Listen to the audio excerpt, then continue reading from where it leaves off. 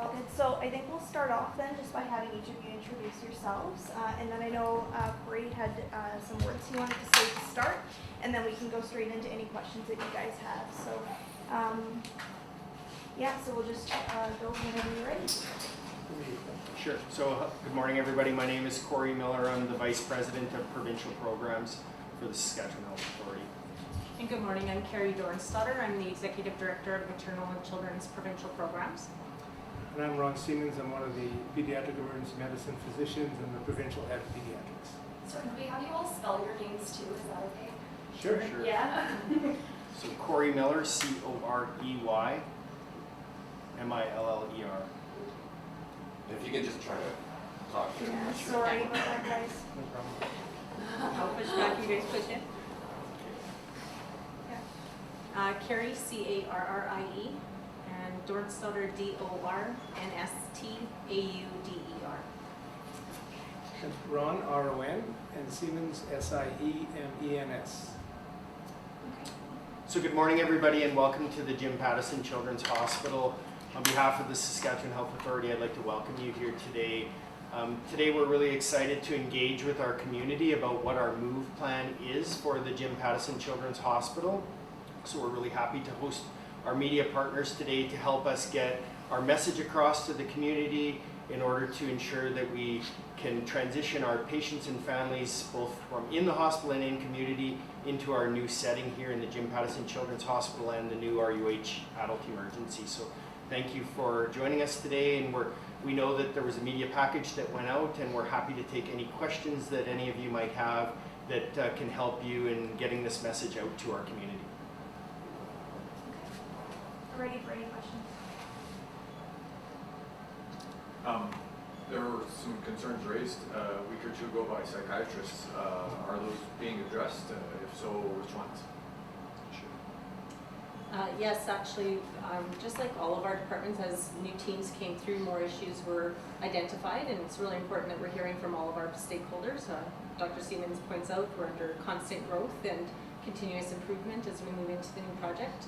So we've met with the adolescent and child psychiatry team. We've done some safety walks. We've put some dedicated staff into place to both project manage as well as resolve those issues. And we feel confident we'll have some solutions, both short and long term, moving forward and in place for day one. Sure. Some of them said that a number of them were in their words, relatively simple fixes, lock and cover doors, things like that. But others were more complex, like the sight lines from nursing stations, the tracks on the doors opening from being on the inside. Are those more complex ones likely to be fixed before September 29th? So we will need some contingency plans that would probably mean bringing resources to the patients, make sure that they're under constant supervision for those that we can't manage on day one. We do have some work to do after we move into the hospital, but certainly we have been looking at how we're providing the very safest care for that very first day. Sure. And do you have a cost of those specific changes? No, we have a very detailed process of which those have gone into, where we have a committee that looks at those. We put them out to see who's the best person to do it. Can we do it internally? Do we need Graham to complete the work?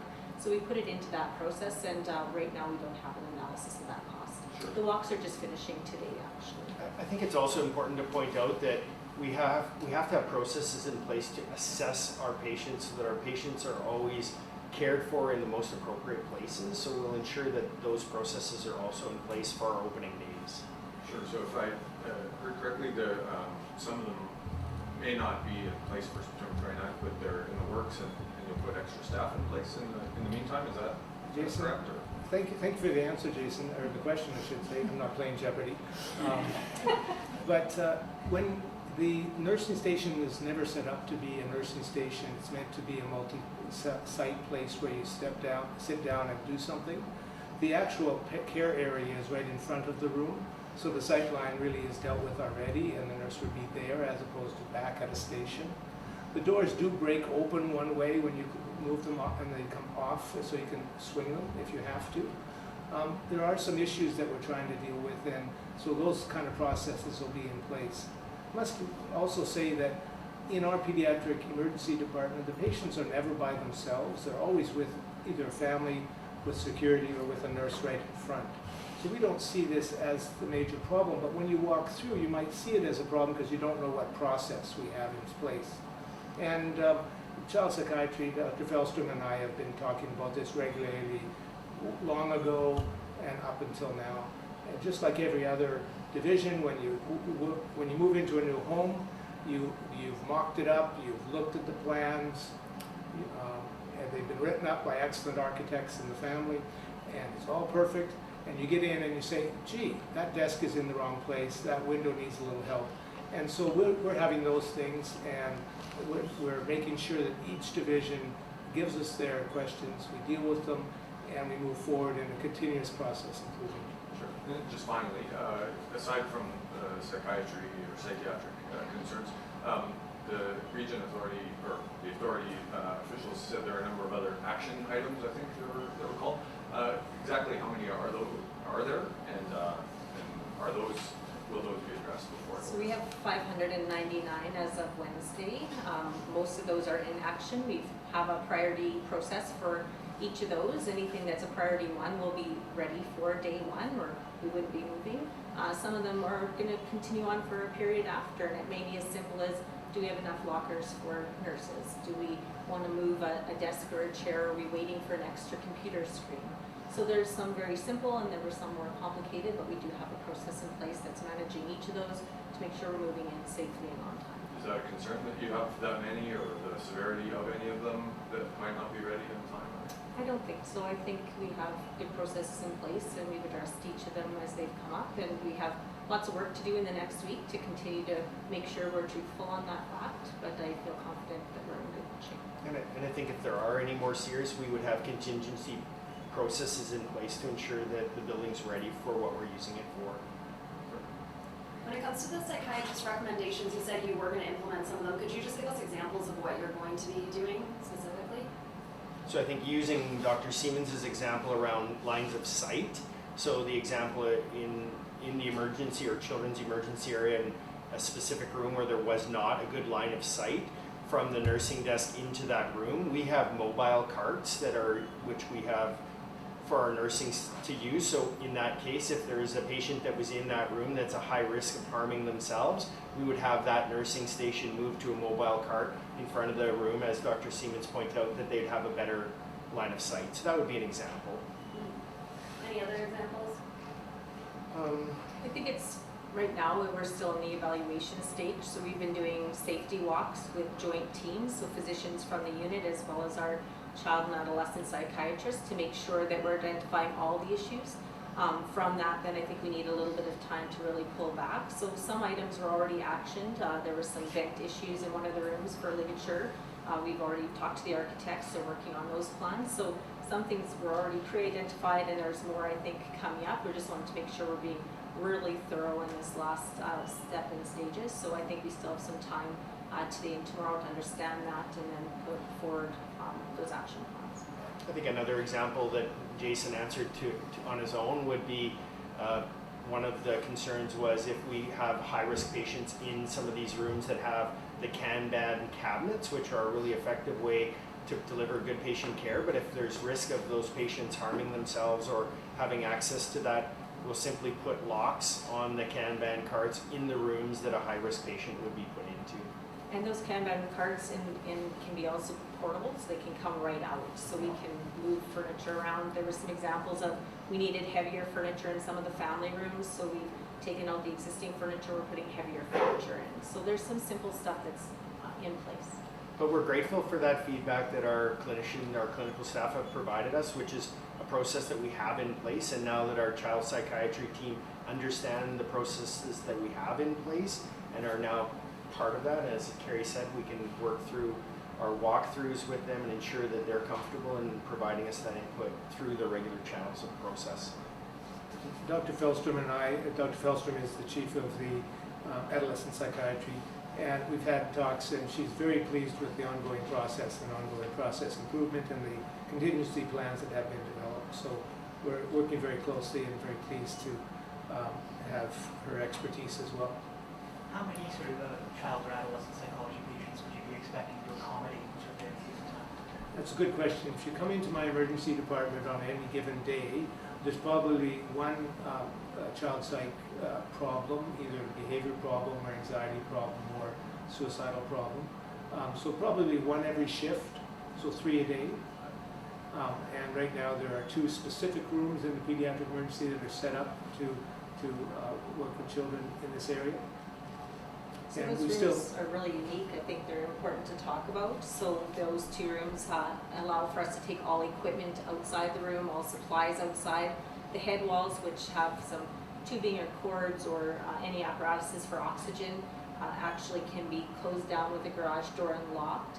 There are panic strips along the side of the walls, and there were some issues that were identified with how the glass flows or moves, and are they breaking out in both directions so we can both get in or have somebody get out of the room if they were in crisis.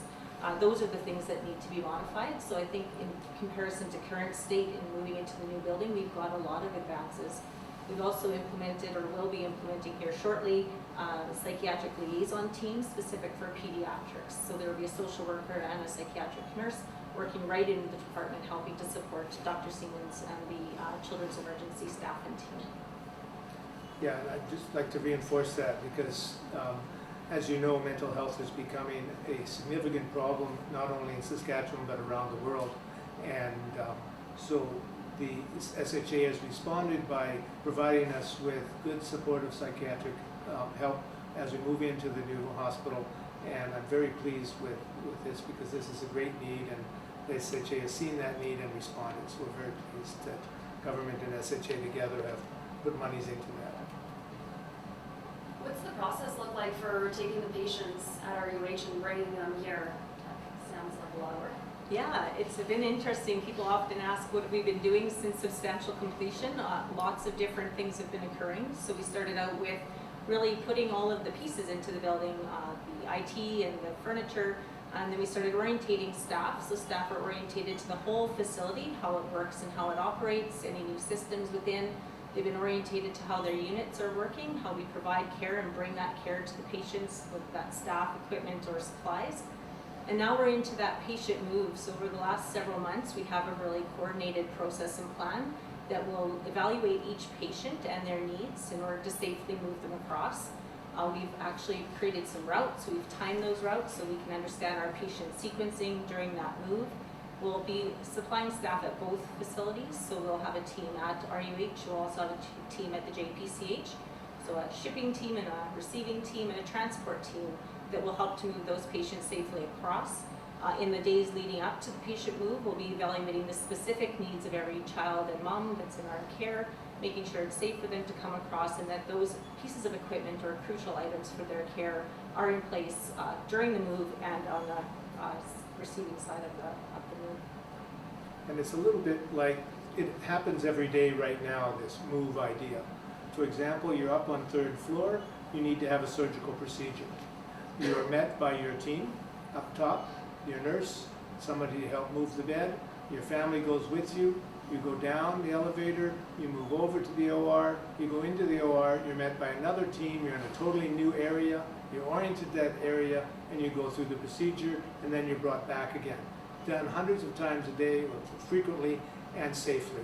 And that's exactly what's going to happen at 0700 on September 29th.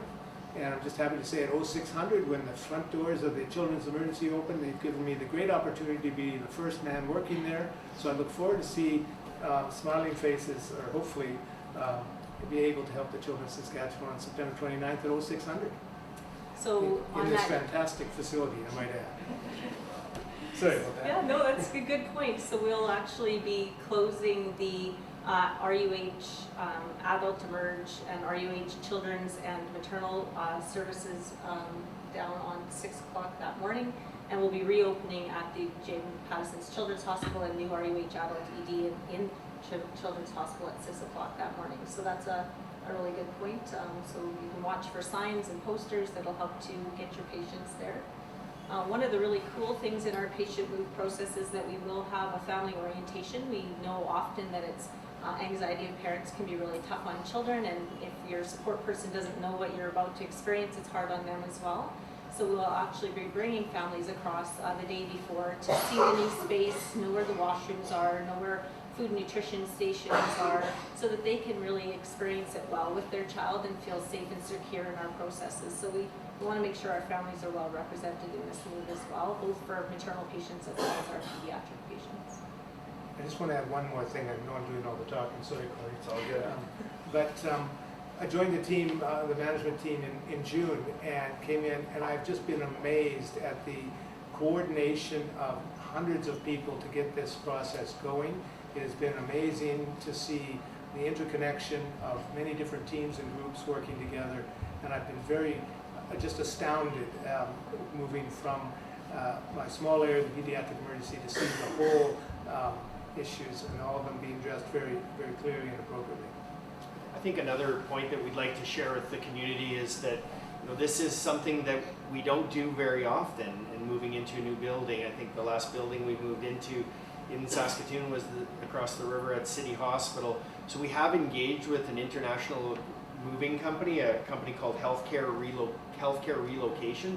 This is an international company that has moved more than 500 hospitals, and they've been working with our team for greater than a year to prepare our team for the move. And it's not just the move of the patients, it's the move of the equipment, the patients, ensuring that we have processes in place. So they've been a great help to us, but again, our teams, and when I say teams, there are 22 departments that are moving and will be providing services and care in this building, and each of those teams have developed their own plan with the assistance of this company that will ensure that this safe is done as efficiently and safely as possible.